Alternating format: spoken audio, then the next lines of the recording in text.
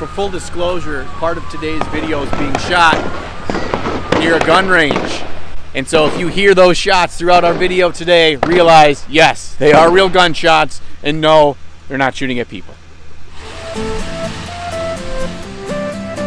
I know what you're asking.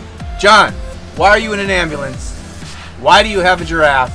And why are there 3 paramedic students behind you? It's because today we're going to spend a day in the life of emergency medicine paramedic.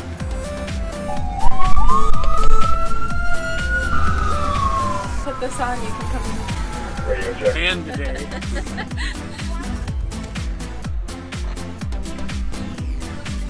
So I'm here with 2 EMP students. Is that right? Correct. Okay. Why don't you introduce yourselves? So my name is Hannah. And I'm Katie. Right now, you're training to become EMP, which stands for what? So EMP stands for Emergency Medicine Paramedic. Okay. So it's a 20-month program. We're in our 2nd year. You can see the light at the end of the tunnel, finally. You told me before that you already have some certification. What is that, an EMT? Yes. Emergency medical technician. Emergency medical technician. Yep, that's a 1 semester program.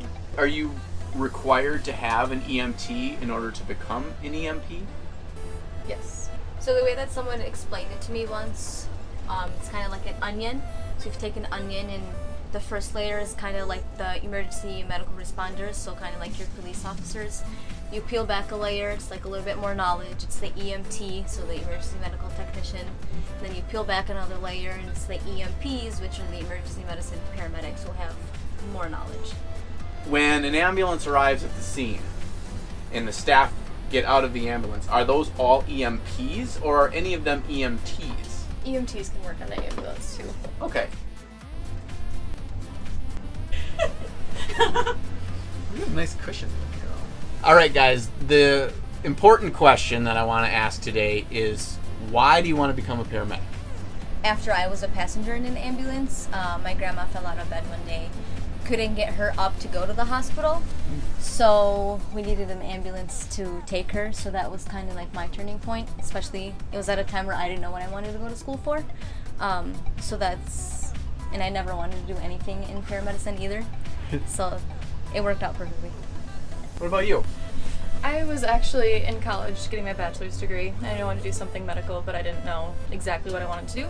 So I took an EMT course so I could get some patient contact, and I just fell in love with being in the ambulance and being able to help people in the emergencies scene. You said that it takes 20 months to become a full-fledged paramedic. What kinds of experiences or things in high school could a student do to kind of prepare them for that? Are there certain classes or certain extracurriculars, or would you recommend they get their EMT in high school? And even, can they get an EMT in high school? I think to officially get your EMT certification, you have to be 18 now. Okay. You can take the class before that, but you can't become certified until you're 18. You have a lot of hands-on experiences prior to getting your EMT certification. Can you talk about that? Like, what do you do that really prepares you for this career? So we do all of our ride-alongs, so we do field shifts with an assigned preceptor, and we have to have so many every semester. And then we also do different rotations within the hospital.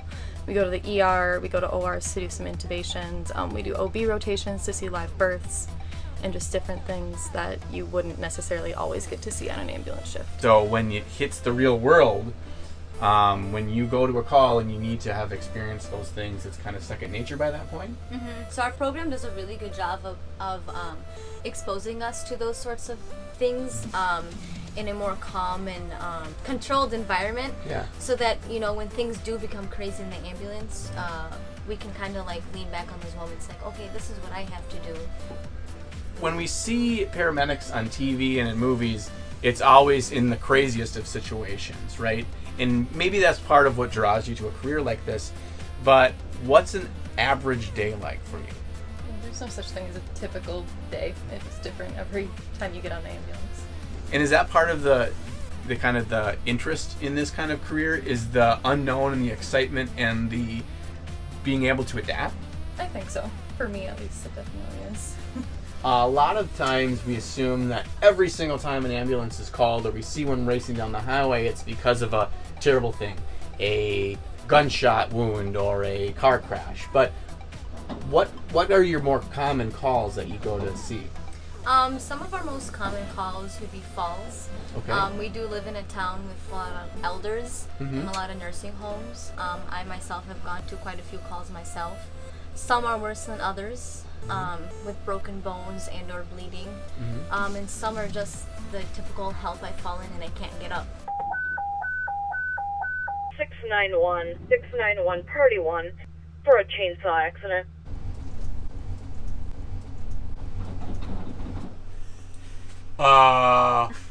Does that mean we're going to that call? Yeah. It sure does. Lights and sirens, baby. Put this on, you can come. Olmsted County 1401 to Mayo 1. We'll be setting up a landing zone at the crash site.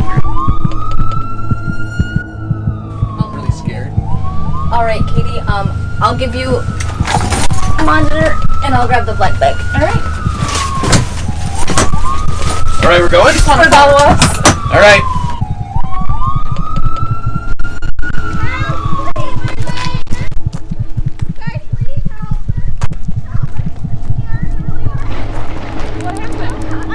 I was tripping bushes. I didn't mean for anything to happen. All right, you want to get some guys out, Rachel? Do you want to Yeah, but I'll grab the structure. Thank you.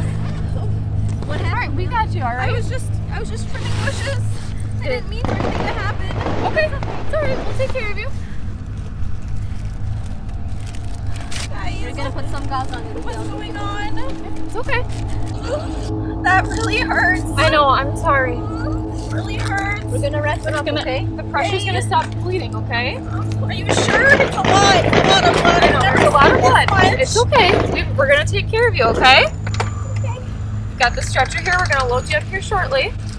Oh wow, that really You hurt. didn't lose consciousness at all, did you? No, I was trimming those bushes over there and it slipped. I've never had that happen before. Okay.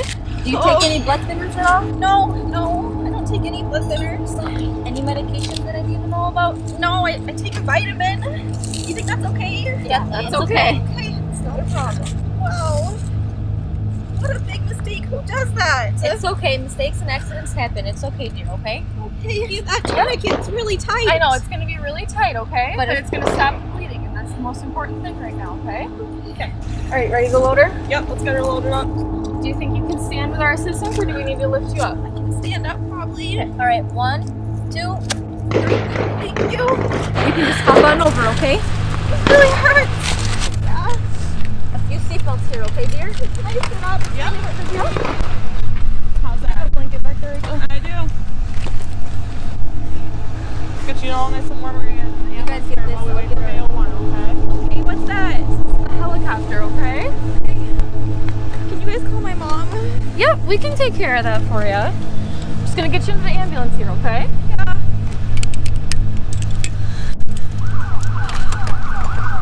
Oh, wow. It's gonna feel like a roller coaster ride going up, and we'll get you in the ambulance, okay? Okay. Feel yourself go up here. Is that the police? Yep, they came to the scene too. That's okay. Okay.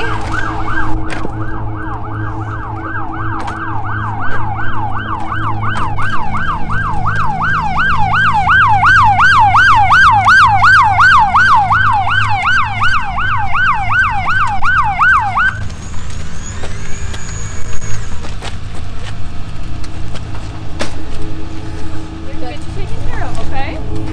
You're doing a good job. Scary. I know. It's very understandable. You're good. All 3 of us will be in the back with you until Mayo 1 gets here, okay? Okay. Here you go. Let's get an IV going.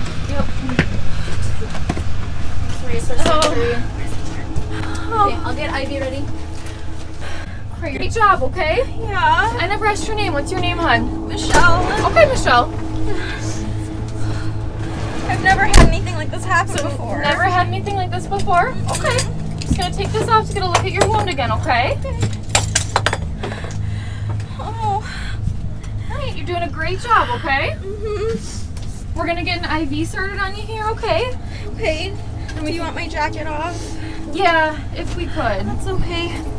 Okay. Rachel right here is gonna get a set of vitals on you, okay? So she's just gonna get your blood pressure, okay? Okay, I've had that done before they do that at the doctor's. Yep, that's pretty painless. Yeah, Especially compared to your leg. I think anything's better than this. On a scale of 1 to 10, 10 being the worst pain you've ever experienced, how would you rate this pain? I would say it's a 10, and the leg doesn't hurt so bad anymore. It's just this tourniquet's The really tourniquet? pinching it. Yeah. I know, it's gonna hurt a lot, but That's what's helping the bleeding stop right now, okay? Okay. 2 large bore IVs. yes, Yep. please. I'm gonna start it on this arm, okay? Okay, we're gonna get you an IV here, okay? I'm gonna look on this side too. We'll be setting up a landing zone at the crash site. Yeah, I have a long sleeve shirt underneath, so you'll have to pull probably the arm out of both. Or Okay. roll the sleeve up. I don't know what's best. We'll just have you pull your arm out of the black sweater, okay? That's okay, dear. You're doing great. Just nice deep breaths, okay? Yeah. Makes me feel like I'm lightheaded. I know It this. got pretty cold out there. Yeah, it's really cold. I was trying to get everything ready for winter. Yeah. Maybe I'll make my husband do this from now on. I think you've earned it. Yeah. Alright, we're gonna give you an IV on both sides here, okay? Okay. Do you think they'll need to give me blood? I don't know.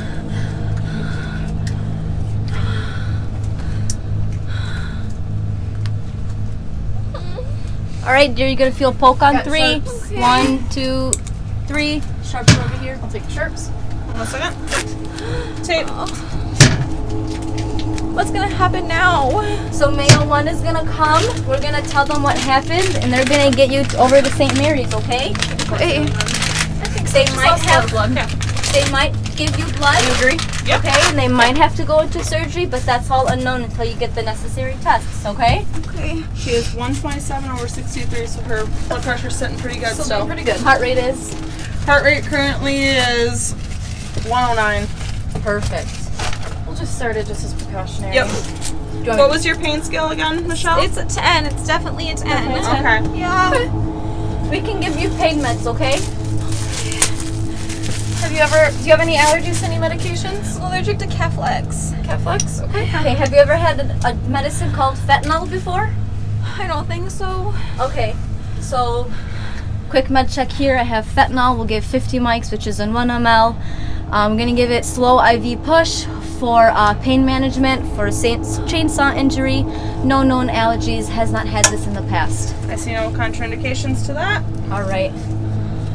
What's your volume and concentration again? I have 50 micrograms in 1 milliliter. Okay, go ahead, give it. All right. Ready? Is that gonna hurt at all? Nope, no dear. It's almost in, okay? Medicine has been administered. I'm just gonna start some fluids on this side, okay? Nice deep breaths. You're doing a wonderful job, okay? Should we do some oxygen? Yeah. It does feel like it's hard to breathe. I think Yeah, I'm we'll just get you really some oxygen scared. here, okay?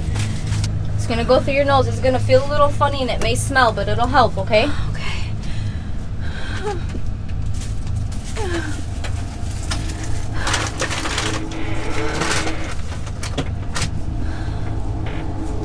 Oh. You're doing great, dear. Let's just do a quick review. We've managed her airway. She's breathing well on her own breathing. She's breathing a little fast, but we've managed that by giving her oxygen circulation. We've controlled the bleeding with the tourniquet. We have Mayo 1 coming. Okay. I think we'll be good. 2 IVs started. Yep.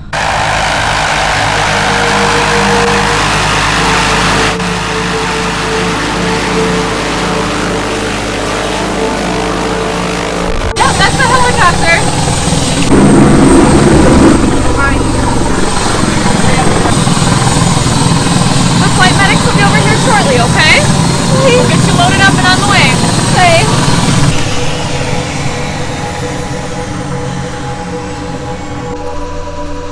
I do have a pants in my car. We're just waiting for them to come out so they can come take you. You have to wait till it's They're safe, getting their okay? stretcher ready, so I'll have to transfer you over, okay? Will you just like slide me? I don't want to walk Yep. anymore. Yep, we'll slide you over this time, okay? You did a great job helping us get you on the stretcher before. Do you think somebody will be able to take my chainsaw back home? I think we'll get the chainsaw taken care of, okay? Okay. We want you I to understand. focus more on you on than your on the hair right chainsaw, okay? Oh. So, this is Michelle, 23 years old, was at home cutting down some trees, had a chainsaw accident. She does have a nice lap to the right leg. Direct pressure did not stop bleeding, so tourniquet was applied. We do have 2 large bore IVs. Oxygen is on, and vitals have been relatively well. She did say she would like to be slid over. All right. No blood thinners and did not lose consciousness. Yep. Let's slow down so we can get her out.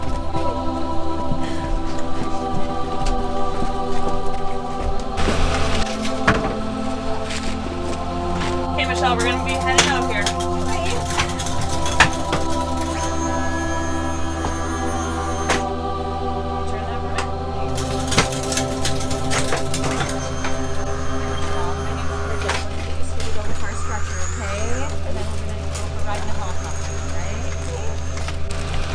My name is Bridget, and I'm Kara. We're gonna take great care of you, okay? Thank you.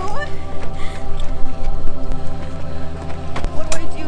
You just give yourself a hug, okay? Everybody ready? Okay, 1, 2, 3. Let's get her all wrapped up with a bug. Alright, Michelle, could you tell me how much pain you're in right now? Maybe an 8 right now. The bottom of my leg doesn't hurt at all. I can't feel it, but the top really hurts. 50 mics of fentanyl was administered for pain. Okay, how long ago was that? About 15 minutes ago. How would you rate your pain? It's probably a 6. Here, I'm just gonna tuck this just to the side. Okay. Here, get your monitor. Thank you. Alright, we have IVF. 18 Twice. and an 18. Okay. We're gonna get you some more pain medication, okay? Okay. Do you have any allergies to medications? Just Catholics. Get you kind of tucked in here so we can keep you warm, okay? Yes.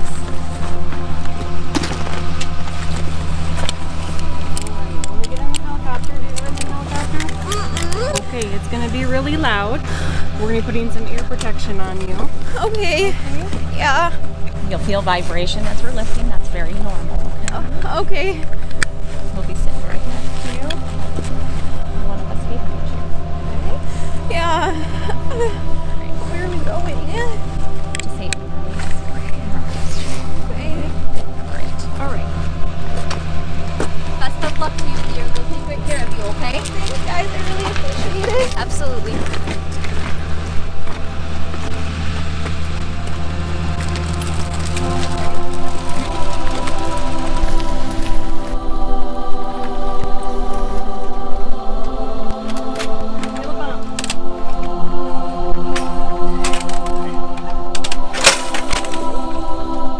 Try not to scrape your nose too hard. I'm gonna turn your head back just a tiny bit here. Okay.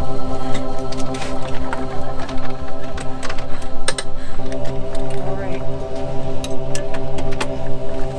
Ready to lift? 1, 2, 3.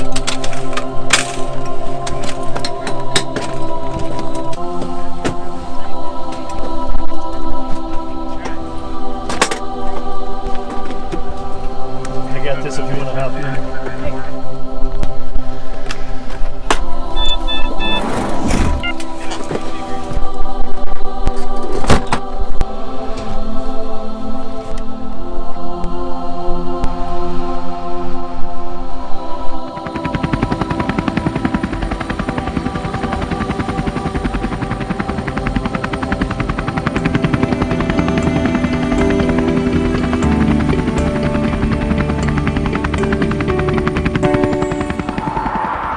Star of the show.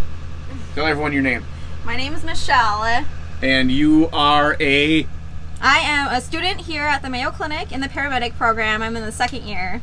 Okay, so just so everyone knows, Michelle didn't actually chop her leg up with the chainsaw today. Thank goodness. I'm more competent than that. Right, but hey, accidents do happen. It's important that the audience sees what kind of severity of cases you guys have come across and how you kept your cool. I noticed that none of our paramedics today were running to the scene. Is that important? That is important. I think it's a big deal that we show that we are trying to get there, but we're also trying to get there safely, because if one of them falls and gets hurt, it's basically useless to me as the patient now that we have somebody else who's also injured. So honestly, I appreciate it more when they do walk, and it just shows that they're coming over confident and they're not scared as I am. Yeah, because you played it up pretty good. I was getting scared for you as the blood was pumping. So was that real blood that we saw today? Luckily, that was not real blood, but this is about the equivalent of how much blood does occur in a lot of these injuries, and so I think it's realistic to what we would be facing in the field. And I'm told that the blood tastes good. What does this blood taste like? It's really minty, which is peculiar. Yeah. Minty blood. Thanks, Michelle. Of course, thank you. We are in Mayo 1 right now, and I'm here with Kim. Kim is a flight paramedic. Correct. Kim, why don't you tell me a little bit about what the differences are between a flight paramedic and a ground paramedic? The biggest difference, I think, is the scope of practice is so much bigger. There's so much more we can do in flight and as opposed to on ground. The protocols are a lot broader. There's a lot more procedures we can do. We're also with the patients longer a lot of times, and they're a lot sicker most of the time. They need a lot more interventions. They could be pretty unstable, intubated, that sort of stuff. They may need blood. There's some tests we can perform while we're en route, things like that, to kind of help us guide treatment for them. So I think that's the biggest differences. Typically, where if you were a ground paramedic, you may go days and days or who knows how long without a really serious, case, whereas if they're calling you, it's serious. For the most part, I would say yeah. I mean, if they're calling for a flight, it's either to a scene where, that person is probably critical, or it's to the hospital where that patient has exceeded the limits of what the hospital can do for them and they need a higher level of care. You pick up from a hospital who they don't have the ICU capabilities or the cardiac capabilities or the surgical capabilities to handle that patient any longer. That patient got too sick or deteriorated or maybe just showed up at their ER and they just aren't equipped for that, and so then they call for that also. Why flight paramedic? Why did you choose this role in your career? I just saw an opportunity to expand my education and expand my role and my abilities to help people and learn more and be able to do more, so that's why I wanted to do it. Great.